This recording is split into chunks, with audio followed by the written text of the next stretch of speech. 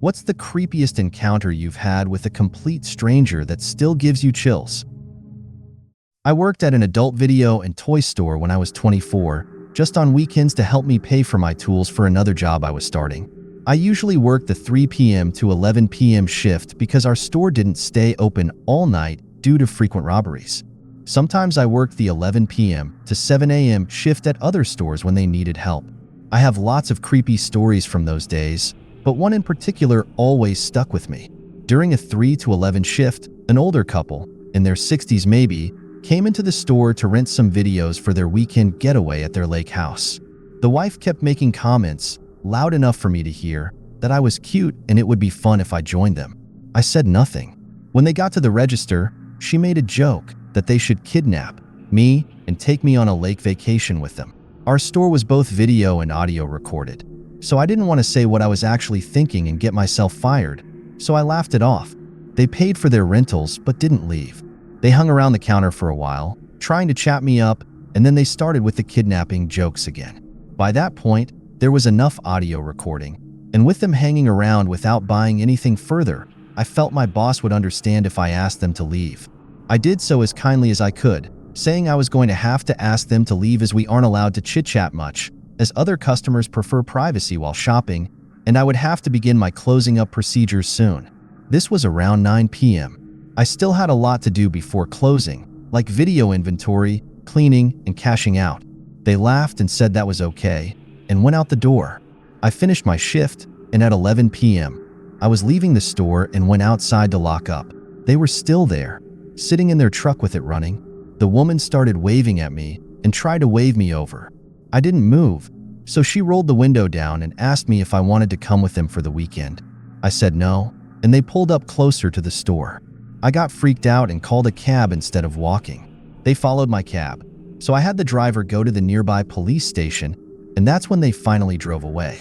I'm pretty sure they had every intention of kidnapping me. My boss came in to work on the day their videos were due, and when they came in, he had me go into the panic room and lock the door. I don't know what he said to them, but they never came back. I worked at a late-night sub-sandwich joint in college, and since I was a student during the day, I always had night shifts. The front door had a bell on it. One day, a man came in, and I swear I didn't hear that bell go off. I had my back to the door and was leaning against the register counter, talking to a coworker or on my phone or something. I turned around expecting absolutely nobody to be there, but instead, I saw this customer. He had to be the scariest person I have ever seen. An older guy, disheveled, with one white eye. I swear to God. He was so soft-spoken when he finally did talk, and he asked for a cup of hot water. I think it was September in South Carolina, so not a cold time of year by any means. I said sure, of course, and went to the back to get him some hot water. Upon giving it to him, he kept his eyes locked on me before saying, "I make you nervous." "No, you don't make me nervous," I lied. He proceeded to sit at the table closest to the register, maybe 2 feet away, and sip his hot water while reading a book upside down and laughing. He stayed there for hours. Freakiest guy ever. I still think about him sometimes and get the heebie-jeebies. He almost sounds too fantastical to be real. Late at night, taking the bus home, I got that back-of-the-neck tingly feeling of being stared at. In a grumpy mood, I mentally decided, fuck it, gonna repay the favor. I turned my head, and some random dude was indeed staring directly at me, but with no facial expression, just dead, unblinking eyes. I stared back at him in pure challenge and held his gaze for over 30 seconds before I noped out and got the hell off the bus. I've been in a couple of those gift of fear type situations, and there was definitely something not great behind that dude's dead shark eyes. Maybe more scary than creepy. I was at a Taco Bell around closing time when I was 18 with my girlfriend, also 18, back in 91. 2 grown men kept ogling her and making faces and gestures inside the store. They finally left, and as they were driving away, still staring, I gave them the one-finger salute through the window. They slammed on the brakes and made a fast U-turn, running full tilt towards the doors. The staff, who had been watching the whole thing, ran to lock the doors just in time. The men were slamming on the glass so hard I thought they were going to break it. If not for those workers, at minimum, I would have gotten an ass beating. I'm not one to be a pushover, but I also learned to ignore others better. A normal-looking guy and his girlfriend fell into me and my girlfriend on the dance floor of a club, spilling both our drinks just after we bought them. They bought us new drinks to say sorry. They spiked them with Rohypnol. Our flatmate, who was hanging with a different group, noticed us looking really messed up and being led away by strangers way earlier than we'd usually leave and rescued us to make sure we got back home with her safe and sound. We don't remember anything after getting our fresh drinks. That was our second drink of the night. We would usually have 6 and stay until 2 a.m. It was still 10 p.m. when we were being let out. I was heavily pregnant with my first child and had arranged for a plasterer to come over to the house to plaster a wall inside and fix up a patch of outside rendering. He was aggressive, moody, and rude all morning. So much so that I called my husband at work, saying this guy scared me and asking when he was coming home. My husband worked 50 miles away as a teacher and couldn't just leave. I decided to offer the plasterer a drink and snack, hoping that would make him calm down a bit, but when I did, he sort of cornered me in the hall, getting agitated and saying that he'd had a terrible time, that he'd been ill and all his family abandoned him because his adult daughter accused him of assaulting her as a child, and then his wife had left him. He seemed very angry at women in general. I felt genuinely scared as he was ranting about all this very personal and intimidating stuff, but then he suddenly stopped and looked through me at a photograph of my wedding on the wall behind me. It was of me and my dad, who had died the year before. He started crying and said quite hysterically, pointing at my dad, "How do you know that man? That man saved my life." It turned out that my dad, who was a doctor, had pushed for tests that helped diagnose his cancer and had been very caring toward him during that difficult time in his life. He packed up his tools in a rush, told me someone else could finish the outside wall as he was no longer available, and then he just left. I had never felt more relieved and felt that my dad was watching over me that day. About 15 years ago, I was doing the evening shift at my internet cafe, and with just 30 minutes left before closing, a youngish guy walked in. Right away, I noticed that it wasn't going to be a last-minute student wanting something printed. He just oozed danger. He came up to the counter and started rambling about how he had bought a stab vest and tried it out earlier by stabbing himself. At this point, I'd like to say that, as an ex-serviceman at the ripe old age of 42, I wasn't going to play foolish games and risk my life with an act of bravado. I wanted to get home to my girlfriend in one piece. After what felt like an eternity, he finally left.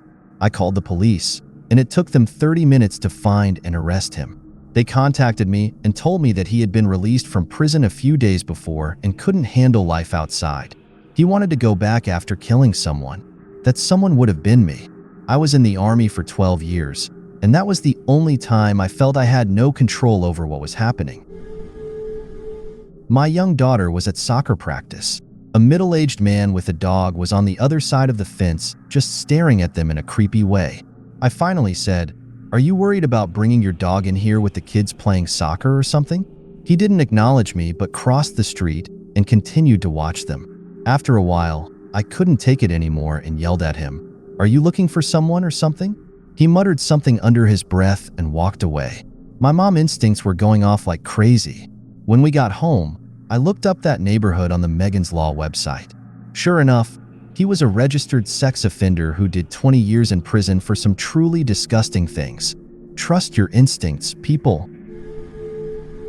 When I was in 3rd grade, I was on a local community service soccer team. Normally, parents would act as coach and assistant coach, but the parent who usually filled the assistant coach position was sick that day. So, the community service center sent a random middle-aged woman to act as assistant coach for that game. It also happened to be my best friend Millie's birthday that day, and she was having a sleepover party after the game. The whole team was invited. We were all being normal little girls, super excited and talking non-stop about the sleepover at Millie's. About halfway through the game, the assistant coach lady called me over by name, and my instincts instantly knew something was off because my stomach dropped. I went over to her reluctantly and stood a couple of feet away, but she wiggled her finger to motion me closer. She said, "Closer again," until I leaned in enough. Then she said, "Hey, I just wanted you to know that I'm Millie's mom, so you will be coming home with me today after the game." As soon as the game is over, come right with me to my car. Don't stop to talk to anyone." I got such bad vibes. So, I clung close to Millie for the rest of the game. When it ended, I said, "Millie, I'll explain later, but after the game, let's run to your mom's car, okay?" Thankfully, she didn't question me, and we rocketed to her mom's car as soon as the final whistle blew. Up to that point, I had retained some hope because I didn't think adults would just lie like that. But when we got in the car, a totally different woman turned around, and when I asked, "Wait, are you Millie's mom?" she looked super confused and said, Yes I am. Why?" I explained what happened while we were driving home, and she was super concerned and told me to tell my parents the next day. When I told my parents, they thought I was making it up and didn't believe me. I was their firstborn, so I think they figured kids just lie about that stuff? I don't really know. My grandmother believed me, though, and for that, I am thankful because I felt very scared and alone and confused. I didn't understand why that lady would have tried to take me like that. When I was about 8 months pregnant, my best friend at the time was performing poetry. I would go and support her. This one particular night, she signed up at a place on the east side, which is a really rough area in my town. I had a talk with my husband, and we agreed I could go since it was in a populated area. I actually had a great time at the show until I had to pee. When I came out of the bathroom, there was a scrawny, greasy guy in a tank top waiting for me. When he saw me, he immediately started hitting on me. I was clearly pregnant and had a ring on my finger, but that didn't stop him. I hurried back to my friends and told them I was extremely uncomfortable and wanted to go home. They had been taking shots and told me okay, they'd call me tomorrow. I asked if one of them could walk me out, and they pouted and said they just ordered a round of shots and I could make it on my own. Pissed, I just turned around, hurried to the door, and paused. I didn't see him. I took off to the car, and within 20 seconds, the guy was on my ass. He figured out which car was mine, ran to it, and started yanking the handle. At this point, I was midway between my car and the venue. I turned around and booked it as fast as I could to the security guard and started screaming. The guy began chasing me, acting like we were together and grabbing my arm. The guard knew the guy, escorted me to my car, made sure my doors were locked, and watched me drive away safely. I was terrified. I was out walking my old dog late at night in my 20s. It was NYC, but a pretty safe neighborhood.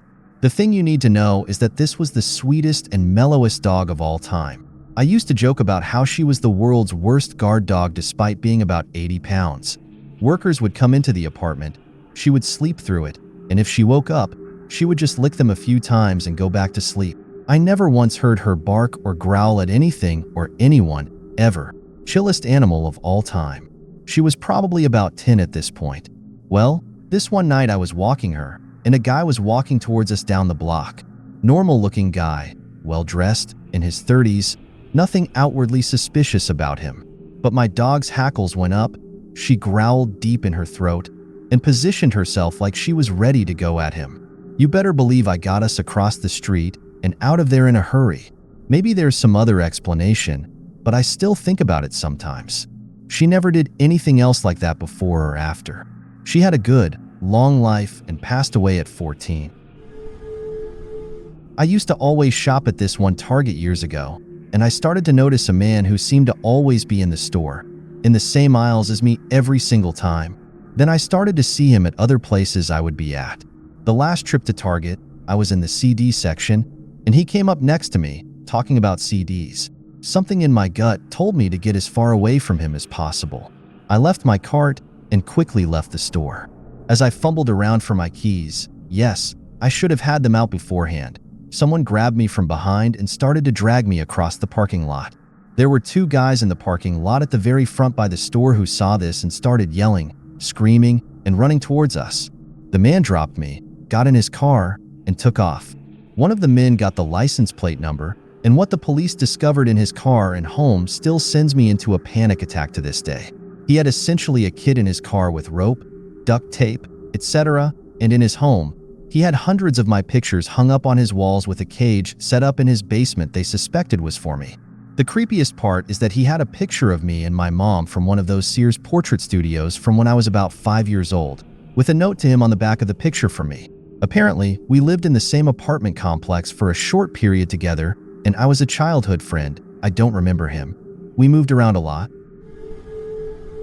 When I was about 14, my longtime childhood friend and I, both having super strict parents, used to sneak out in the middle of the night during our summer break just to hang out, walk around town, and generally sneak around feeling daring. One night, I went and stood outside her house at the usual time, but she didn't show. I eventually gave up and started walking back home. About halfway back, a car came down the street towards me. I was on the same side of the road, and some instinct told me to cross to the other side. Just as I decided to do so, the car started slowing down. So I crossed, and it sped up again. As it passed me, the driver turned his face towards me and gave me a penetrating stare that chilled me. As the street was otherwise completely silent and deserted, I could easily hear this car reach the end of the road, then turn and head back my way. Thinking fast, I waited until he'd almost reached me before running back across to the other side of the road. This time, the look he gave me was unmistakably angry. He sped up again, and as I was just passing a smaller side road, I ran down there as fast as I could. I knew there was an alleyway at the other end that I could get home through, and he couldn't drive down that way. Again, I heard the car reach the other end of the road and turn around again. As the sound of the engine approached, I dived behind a parked car. He came down my side road, driving very, very slowly. Peeking out, I caught a glimpse of the driver looking left, and right as his car crept along the road, he was clearly looking for me. As soon as the car had turned a corner out of sight, I ran up a nearby gravel driveway that turned out to have a couple of lock-up garages at the other end. By some amazing stroke of luck, I found one that was unlocked. I slipped inside, pulled the door to, crawled under a tarpaulin in a dark corner, and just waited. A few minutes later, I heard a car door slam. Then I heard one of the most terrifying sounds I'd ever heard. Footsteps on gravel. They came to my end of the driveway and just stood there for a while. I don't even know how he knew I was there, as he wouldn't have been able to see me go up there in his rearview mirror like he presumably had with the side road, but apparently he did. Eventually, he seemed to give up, and I heard the footsteps receding back down the drive. Then the car door slam and the engine rev up. I have no clue how long I stayed there under that tarp in the pitch dark with my legs cramping up, but it felt like forever. It was morning by the time I got home. This was almost 30 years ago, but I can still feel those chills. When I was a teen, I worked at a doctor's office. We had a patient, Charlie, come in. He was a workman's comp case, so he hadn't been a patient before. He was handsome and about 6 feet 5 inches of pure muscle, but there was something just off about him. At first, I thought it was me, but when he left after his first appointment, all the office staff, all female, felt something wasn't right about Charlie. We were all so uncomfortable that we talked to the doctor, male, about it and asked if he could be the one to treat Charlie from start to finish. The doctor also got a bad vibe from him too, so he agreed and told the receptionist to schedule him only during busy times, so there were a lot of people around.